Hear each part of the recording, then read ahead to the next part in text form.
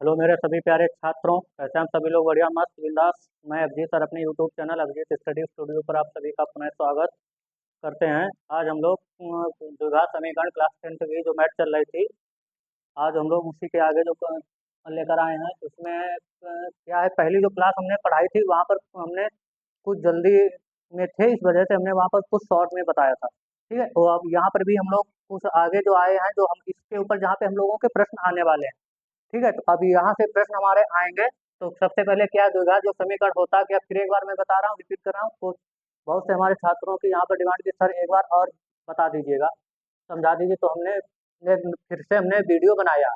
तो यहाँ से क्या लिखा है, यदि हमारा पी एक्स द्विघात बहुपद हो। ठीक है, ठीक है, बहुपद में एक हमने पहले भी परिभाषा लिखाई थी, उसमें क्या हमने बताया था, यदि किसी जो हमारा समीकरण दिया जाता है उसमें जो एक्स की जो घातांक जो केवल 2 होना चाहिए, वो भी एकदम सबसे आसान सी हमारी डेफिनेशन वही थी। और वही है कि एक जो समीकरण दिया जाता है बहुत से पदों का, एक पद का नहीं, बहुत एक से अधिक पदों का अगर कोई समीकरण दिया गया है और उसमें एक्स की घात अगर वहां पर हमारी क्या दी जाए, 2 दी जाए, तो वो हमारा द्विघात समीकरण कहलाता है। ठीक है, तो यहाँ पर भी चाहे इस टाइप से भी हम याद करते हैं, यदि पी एक्स द्विघात बहुपद हो तो हम पी एक्स बराबर 0 होता है, तब द्विघात समीकरण कहलाता है। अब समीकरण के मूल क्या क्या होते हैं, समीकरण के जो मूल होते हैं, किसी द्विघात समीकरण के मूल हल समीकरण की चर राशि के वे मान हैं जो उस समीकरण को संतुष्ट करते हैं।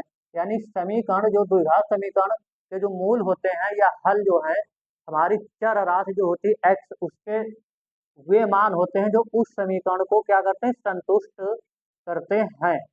ठीक है, संतुष्ट करते हैं एक्स के वे मान। ठीक है, तो गुणनखंड विधि। अच्छा, यहाँ से हमारा जो इसका जो समीकरण होता है, ठीक है, द्विघात समीकरण को हल हम 2 प्रकार से करते हैं। एक तो गुणनखंड विधि से करते हैं, जिसमें हमने अभी बहुत से हमने प्रश्न हमारे बोर्ड में जो पूछे गए थे, परीक्षा में मेरे जो आए हैं पीछे, हमने वहाँ पे बताए भी हैं। और अब आगे जो चलेंगे वो सूत्र के ऊपर भी या गुणनखंड विधि पर भी चलेंगे। और ये श्रीधराचार्य जो सूत्रीय होता है, एक श्रीधराचार्य का सूत्र जहाँ से हम लोग पढ़ते हैं, एक्स बराबर माइनस बी प्लस माइनस में होता है अंडर रूट में बी स्क्वायर माइनस 4ac बटे में 2a। तो जहाँ पे बी स्क्वायर माइनस 4ac बटे में 2a जो होता है वो हमारा डिस्क्रिमिनेंट कहलाता है। ये हमने बताया था विविक्त कर, ये हमने अभी पीछे जो हम लोगों ने पढ़ा है वहां पर हम लोगों ने डी बराबर पढ़ा है बी स्क्वायर माइनस 4ac, ये हम लोगों ने पढ़ा है। यानी जो डिस्क्रिमिनेंट यहाँ पर ये जो दिया जाता है, ये विविक्तकर दिया जाता है बी स्क्वायर माइनस 4ac, ये विविक्तकर इतना होता है। बी स्क्वायर माइनस 4ac जो इतना दिया जाता है, ये हमारा विविक्तकर होता है। ठीक है, इतना जो होता है हमारा विविक्तकर होता है। ठीक है, और यहाँ पर इसके ऊपर भी हमारा विविक्तकर के भी पर सवाल चलते हैं। अगर यहाँ से हम सवाल पता लगाते हैं कि जो मूल हमारे होंगे वो वास्तविक होंगे या नहीं, वो हम विविक्तकर के माध्यम से पता करते हैं कि मूल हमारे वास्तविक होंगे या नहीं होंगे। ठीक है, इसका ये इतना एक वर्क काम है बस।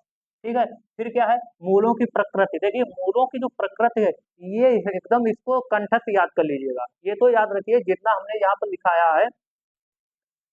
अगर द्विघात समीकरण आपको अच्छे तरीका से पेपर में हमारे एग्जाम में अगर अच्छे बढ़िया नंबर मार्क्स लेकर आना है, तो मेरे प्यारे यहाँ से करना कुछ नहीं है, ये जो जितना हमने यहाँ पे लिखा है इसको कंठस्थ से आपको याद होना चाहिए। ठीक है, तो मूलों की जो प्रकृति हमारी किसके ऊपर डिपेंड करती है, यदि बी स्क्वायर माइनस 4ac जो है ये बड़ा है अगर 0 से। ठीक है, यदि बी स्क्वायर माइनस 4 अर्थात ये जो डिस्क्रिमिनेंट जो दिया गया है, ये 0 से अगर बड़ा आएगा तो मूल हमारे या तो फिर ये पूर्ण वर्ग हो, दोनों स्थितियां हैं। ठीक है, या ये जो बी स्क्वायर माइनस 4ac ये बढ़ेगा, निशान सही, इसको थोड़ा सही बनाए।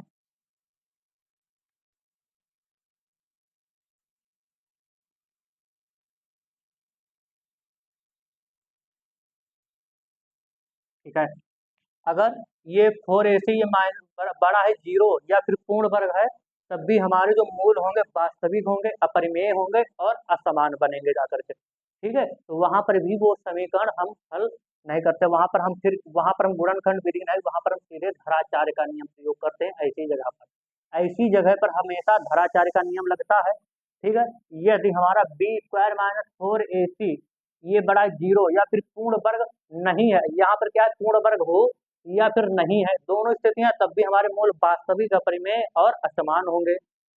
तीसरा जो है हमारा बी स्क्वायर और माइनस 4ac अगर ये छोटा है जीरो से, क्या है, जीरो से छोटा, देखिए ना तो जीरो से बड़ा होना चाहिए और ना तो जीरो से छोटा होना चाहिए, और तब भी मूल हमारे वास्तविक नहीं होंगे। फिर वास्तविक भैया कब होते हैं, वास्तविक मूल जब होते हैं जब हमारा बी स्क्वायर माइनस फोर ए सी बराबर जीरो दिया जाता है, तब मूल हमारे वास्तविक भी होते हैं और समान भी होते हैं। ठीक है, मूल हमारे वास्तविक भी होते हैं और समान भी होते हैं। ठीक है, ये बात ध्यान रखना एकदम मेरे नन्हे प्यारे मुन्ने। ठीक है, अब यहाँ से हम अभी क्या है, कुछ और हम लोगों को यहाँ से सूत्र पढ़ने हैं। अच्छा, सूत्रों को ये एकदम कंठस्थ याद रटा होना चाहिए, ये बात पहले मैं बता रहा हूँ, इसमें कोई कुछ नहीं है, ये कंठस्थ याद ही होना चाहिए। पूरा चैप्टर इसी के ऊपर आधारित है हमारा। ठीक है, दो ही इसमें सूत्र हैं, एक तो गुणनखंड सभी को आता ही है, फिर ये धराचार्य का नियम होता है हमारा, एक्स बराबर दिया जाता है माइनस बी प्लस माइनस में अंडर रूट में दिया जाता है बी स्क्वायर माइनस में फोर ए से और बटे में टू ए, जहाँ पे रूट में जो हमारा जहाँ पे जो दिया जाता है रूट के अंदर जहाँ पे बी स्क्वायर माइनस फोर ए से, इसको हम डिस्क्रिमिनेंट कहते हैं, विविक्त कर। ठीक है, यहाँ से हम पता करते हैं मूल हमारे वास्तविक, यहाँ से हमको पता होता है कि मूल मेरे वास्तविक होंगे या नहीं होंगे। क्यों, मूल वास्तविक कब होंगे, जब हमारा इसके बराबर जीरो आ जाए। ठीक है, तो मूल हमारे वास्तविक भी होंगे और समान भी बनेंगे जा करके, समझ गए। अब इसके बाद हम अभी कुछ और सूत्र हम लोग लेकर आए हैं, उनको भी हम यहाँ पर लिखा रहे हैं, और फिर हम अभी प्रश्न करेंगे बहुत आराम से एकदम। ठीक है, बहुत शानदार प्रश्न है जो हमारे 2021-22 में भी हमारे पूछे गए हैं। ठीक है, आज उन्हीं को प्रश्न है यहाँ पर हम लोग हल करेंगे। ठीक है, तो आगे देखते हैं।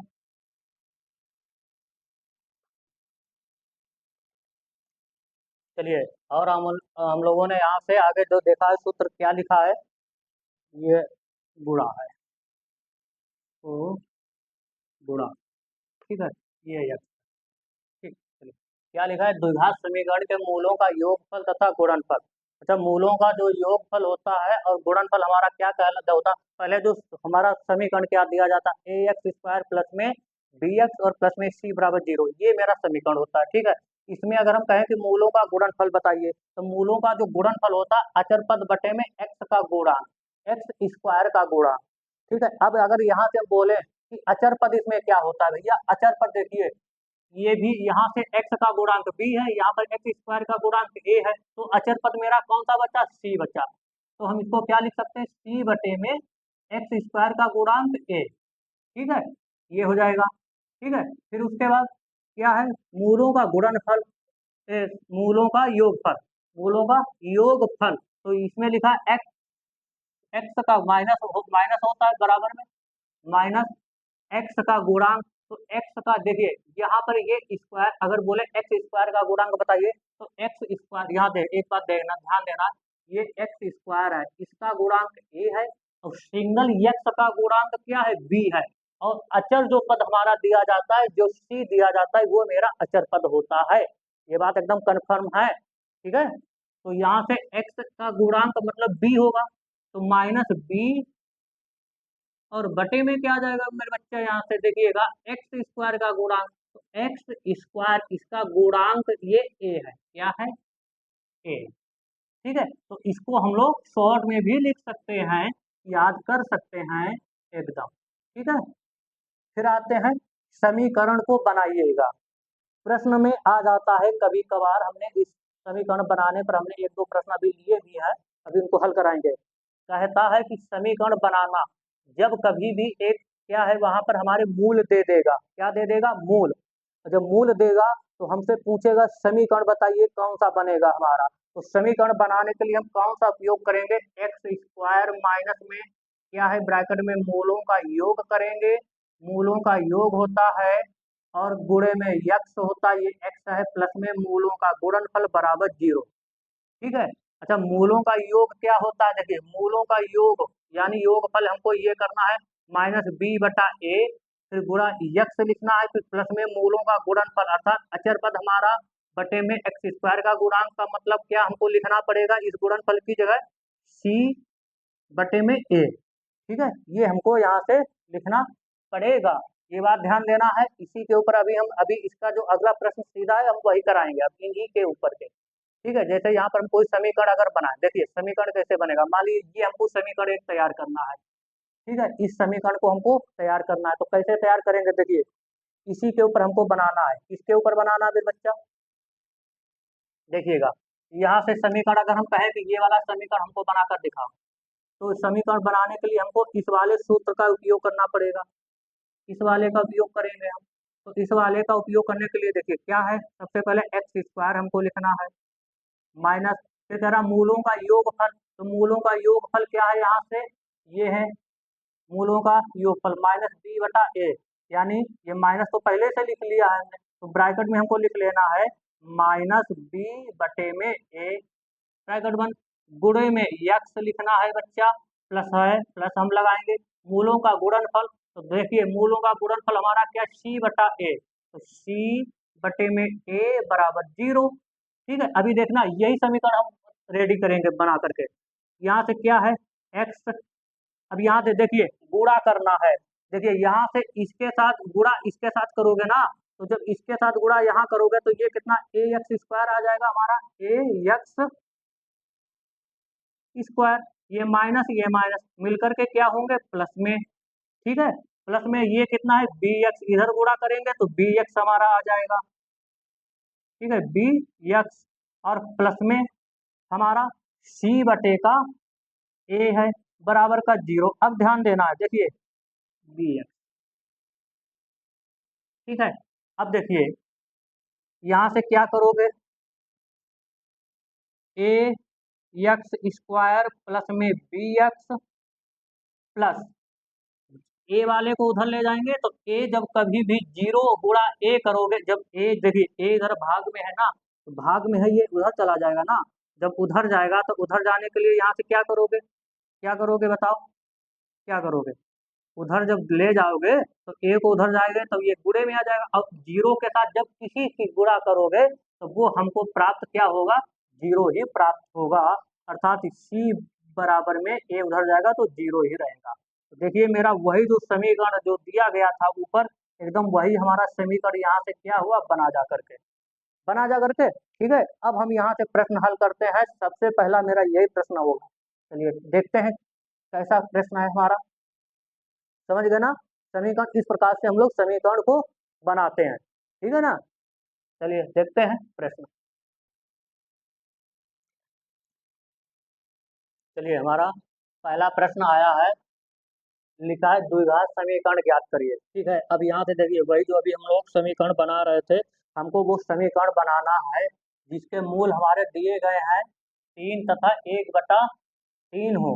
ठीक है, यूपी बोर्ड 2019 में ये पेपर आया था, 2019 में ये हमारा यूपी बोर्ड में पूछा गया था। ठीक है, कैसे ज्ञात कर लेंगे, सबसे पहला क्या है, देखिए हमें पता है कि हमें पता है यहाँ से क्या करना है। देखिए इनका जो मूल दिया गया 3 है और एक दिया गया है 1/3 दिया गया है, और दोनों जो मूल हमारे प्लस में है, ये बात उसने पहले प्रश्न में कह दी। ठीक है, तो यहाँ से करेंगे क्या, सबसे पहले हमारा यहाँ से क्या काम है, देखिए मूलों का जब कोई द्विघात समीकरण बनाई जाती है तो सबसे पहले हमें मूलों का योगफल और मूलों का गुणनफल ज्ञात होना चाहिए। ठीक है, ये होना चाहिए। तो यहाँ से हम क्या लिख सकते हैं, यहाँ से अगर हम हल करेंगे तो लिखेंगे मूलों का योगफल।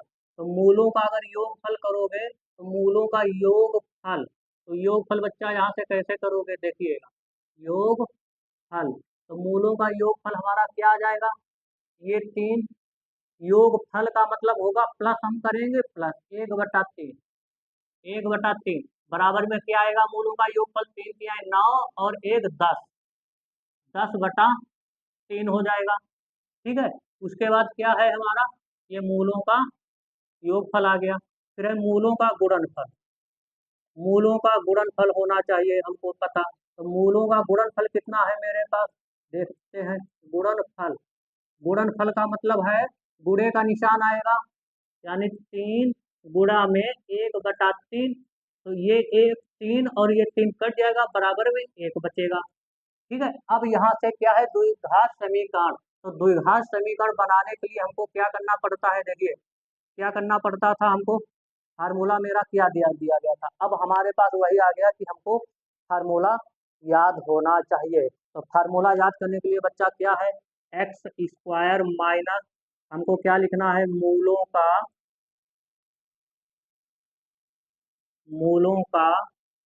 योगफल, योग योगफल। और गुणे में हम यहाँ पर यक्ष लिखते थे, प्लस में हम लिखते थे मूलों का गुणनफल,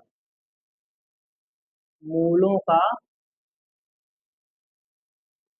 गुणनफल।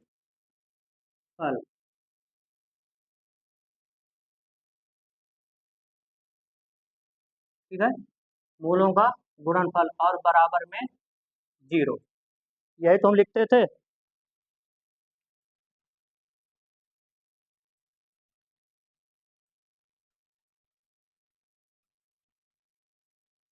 ठीक है, तो हमें पता है ये हमारा क्या है, फार्मूला है। तो एक्स स्क्वायर माइनस मूलों का, देखिए इसको याद रहना चाहिए, इससे पहले अभी यही तो हमने लिखा था।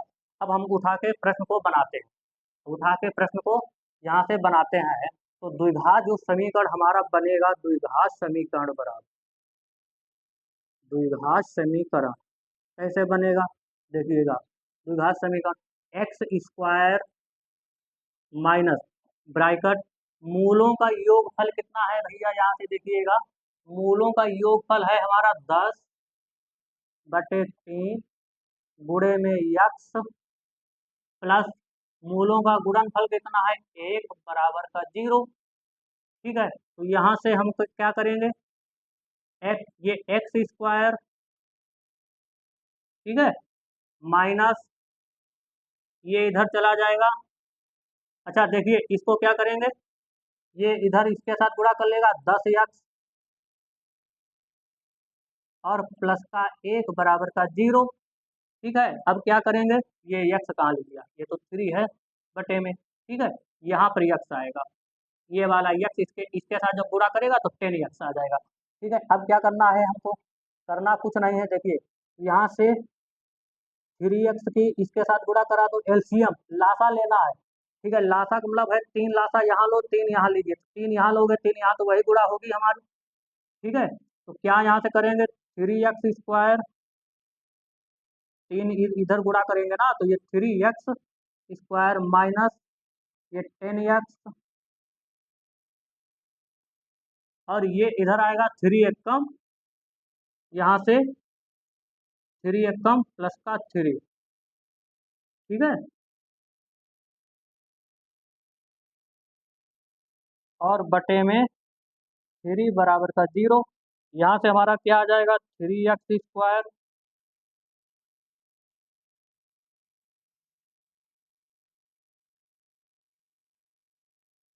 माइनस 10x प्लस में 3। अब ये वाला जो बटेगा 3 था, ये उधर जाएगा तो ये गुणे में होगा, और जब 0 और गुणा 3 करोगे तो बराबर का 0 ही प्राप्त होगा। इस प्रकार से हमारा ये वाला जो समीकरण आया, द्विघात समीकरण बन करके आ गया।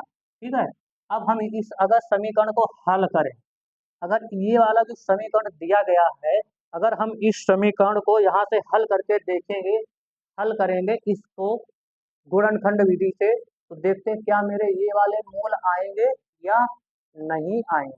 ठीक है, तो सबसे पहले क्या करेंगे, या भी हमने जो सीखा था शॉर्ट ट्रिक भी हमने बताई थी। ठीक है, तो पहले हम करेंगे शॉर्ट ट्रिक। ठीक है, यहाँ तक तो समझ गए होंगे। अब हम लोग करते हैं शॉर्ट ट्रिक। शॉर्ट ट्रिक में देखते हैं क्या ये जो हमारे मूल प्रश्न में जो दिए गए हैं 3 और 1/3, क्या ये आएंगे या नहीं आएंगे। ठीक है, ये आएंगे या नहीं आएंगे, तो देखते हैं यहाँ से समीकरण हमारा क्या है। ठीक है, करना कुछ नहीं है,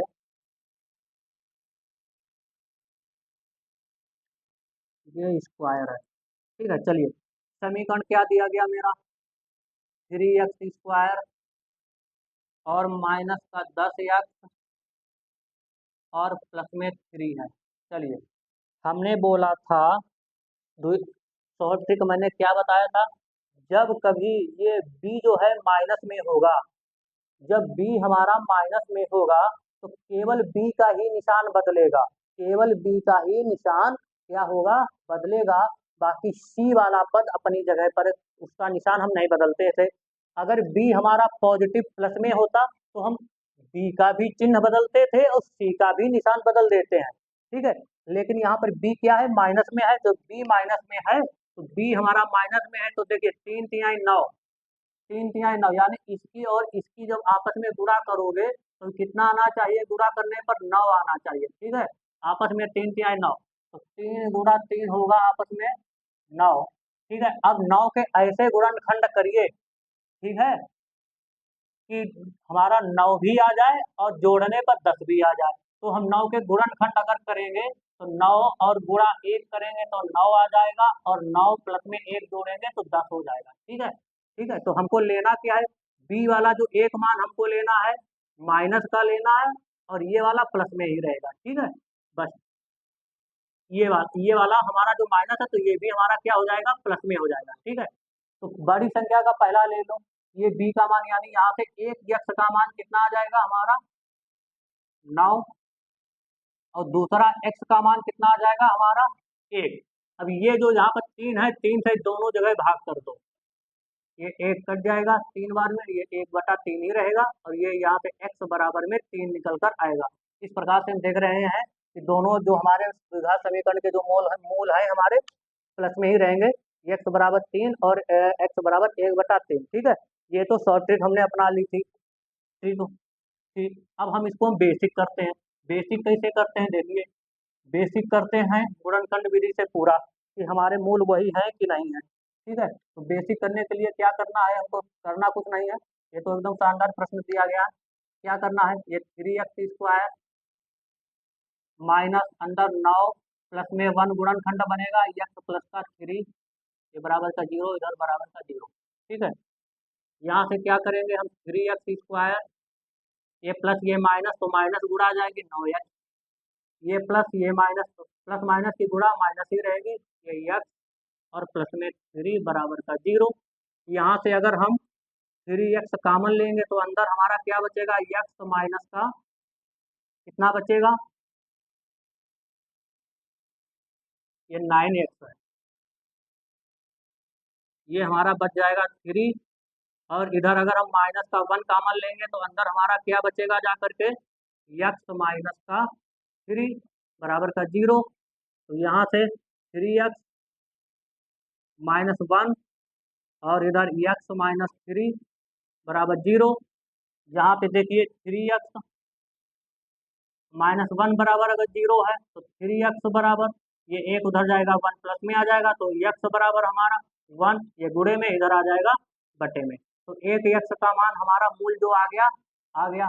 दूसरा चेक कर लीजिएगा, यहाँ से दूसरा हमारा x -3 बराबर अगर 0 है तो x बराबर हमारा 3 उधर जाएगा, प्लस में आ जाएगा 3। तो दोनों मूल हमारे जो होंगे क्या है, एकदम सटीक बैठ रहे हैं। ठीक है, तो जो समीकरण हमसे पूछा था, तो हम लोगों ने समीकरण को भी बनाया है। और क्या है, अब जब गुणनखंड हमने चेक किया, इसकी जांच की है, तो जांच करने पर भी हमको ये प्राप्त हो गया है। ठीक है, तो आज हम लोगों बस इतना ही हम लोग आज की क्लास में पढ़ेंगे। बाकी कल हम लोग करेंगे एकदम शानदार प्रश्नों को, और प्रैक्टिस लगातार करते रहिए, प्रैक्टिस ही सब कुछ हमारा है। सब कुछ जो है एकदम खेल जो गेम है हमारा, प्रैक्टिस करने का ही। आप जितना प्रैक्टिस करेंगे, प्रैक्टिस करने से बहुत से फायदे हमारे हैं। एक तो राइटिंग सुधरती है, दूसरा स्पीड बढ़ती है, तीसरा क्या है, बार बार हमारा कैलकुलेशन रिपीट्स और ये जो फार्मूला है ये हमको याद हो जाते हैं। समझ गए एकदम, प्रैक्टिस करना ही, कोई टीचर आपको घोल के नहीं पिला देगा। ठीक है, बस हम यहाँ पर आपको समझा रहे हैं, पढ़ा रहे हैं, आप इसी के बेस के ऊपर आप पढ़िए, प्रश्नों को आगे हल करिए। ठीक है, अगर कोई प्रश्न नहीं समझ में आता है तो वो आप हमको डिस्क्रिप्शन बॉक्स में हमने टेलीग्राम का लिंक दे दिया, आप वहाँ से हमसे जुड़ सकते हैं, प्रश्न को आप फोटो क्रॉप करके हमारे पास भेज सकते हैं, उसका सॉल्यूशन आपको 24 घंटे के अंदर आपको मिल जाएगा। ठीक है, तो अब हम लोग कल एक नई क्लास और नए प्रश्नों के साथ फिर एक नया एक दिन के साथ आगाज करेंगे। तब नमस्कार।